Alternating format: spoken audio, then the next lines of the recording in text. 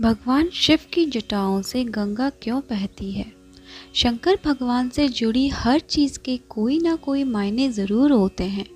ठीक इसी प्रकार उनकी जटाओं से बहने वाली गंगा के पीछे भी एक कथा है।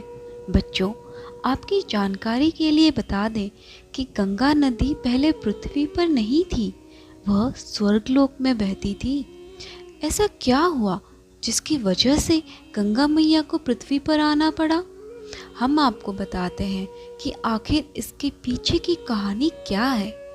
तो गंगा माँ को शास्त्रों में देवी कहा गया है।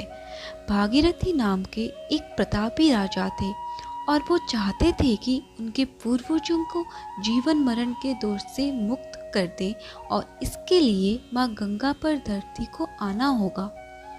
उन्होंने अपनी इस इच्छा को पूरा करने के लिए माँ गंगा की तपस्या की और वो उनकी तपस्या से प्रसन्न भी हो गई थी। लेकिन उन्होंने बताया कि यदि वो स्वर्ग से पृथ्वी पर आएंगी तो पृथ्वी उनके प्रवाह को बर्दाश्त नहीं कर पाएगी। यह बात सुनकर भागीरथी विचार में पड़ गए कि माँ गंगा को धरती पर लाना कैसे संभव होगा। फिर उन्होंने भागीरथ शिव की तपस्या की और उन्हें प्रसन्न भी कर लिया। भगवान शिव ने उनसे वरदान मांगने को कहा तो भागीरथ ने भगवान से मांगा कि पृथ्वी पर आने की इच्छा जताई और अपने मन की सारी बात उनके सामने व्यक्त की।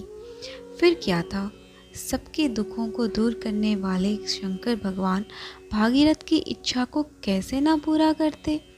जैसे ही माँ गंगा पृथ्वी पर आने लगी, प्रभु ने उन्हें अपनी जटाओं में धर लिया और फिर उनकी जटाओं से गंगा मैया 7 धाराओं में प्रवाहित हो गई।